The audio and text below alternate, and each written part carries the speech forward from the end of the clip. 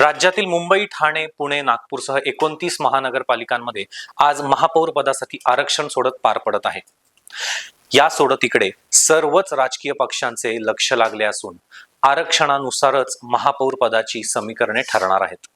यामुळे आगामी राजकीय रणनीतींना दिशा मिळणार आहे.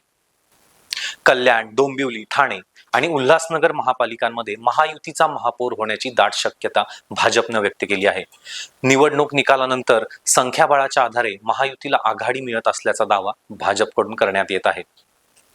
महाराष्ट्र नवनिर्माण सेनेने महापालिका आणि नगर परिषदातील महापौर आणि सत्ता स्थापनेच्या प्रक्रियेसाठी शिंदे गटाला पाठिंबा देण्याचे जाहीर केले आहे. या भूमिकेमुळे स्थानिक पातळीवरील राजकीय समीकरणे बदलण्याची शक्यता असून काही ठिकाणी सत्ता स्थापना निर्णायक ठरू शकते. महाराष्ट्र आईस हॉकी संघाच्या निवड प्रक्रियेवर आक्षेप घेत दाखल केलेल्या याचिकेवर मुंबई उच्च न्यायालयाने हस्तक्षेप करण्यास नकार दिला आहे. संघ निवड ही संबंधित क्रीडा संघटनांची अंतर्गत बाब असल्याचे न्यायालयाने स्पष्ट केले. मुंबई आणि महाराष्ट्रातील कोपरण लिमिटेडच्या काही ठिकाणी जीएसटी विभागाने कागदपत्रांची तपासणी आणि शोध मोहीम राबवली आहे.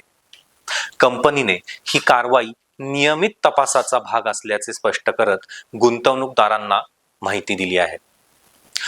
नांदेड जिल्ह्यात खोट्या अपंगत्व प्रमाणपत्रांचा वापर केल्याप्रकरणी 7 शिक्षकांना निलंबित करण्यात आले आहे.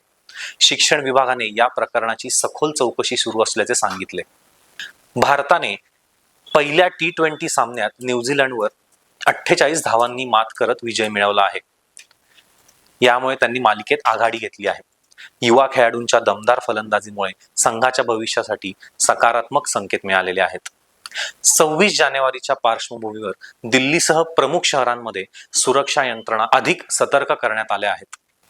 गुप्तचर संघटनांच्या सूचनांनुसार तपास, गस्त आणि निगराणी वाढवण्यात आली आहे. दाओस येथे सुरू असलेल्या वर्ल्ड इकॉनॉमिक फोरममध्ये भारताची अर्थव्यवस्था, गुंतवणूक संधी आणि धोरणांवर चर्चा होत आहे. जागतिक उद्योग समूहांकडून भारताकडे संभाव्य गुंतवणुकीच्या दृष्टीने पाहिले जात आहे. एकंदर युद्ध सदृश परिस्थिती, टॅरिफची धोरणे आणि व्यापारी करारांमुळे जागतिक अर्थव्यवस्थेत भरपूर अनिश्चितता निर्माण झालेली आहे. पुढील आंतरराष्ट्रीय निर्णयात बाजारपेठांवर बराच मोठ्या प्रकारचा परिणाम होण्याची शक्यता दिसत आहे.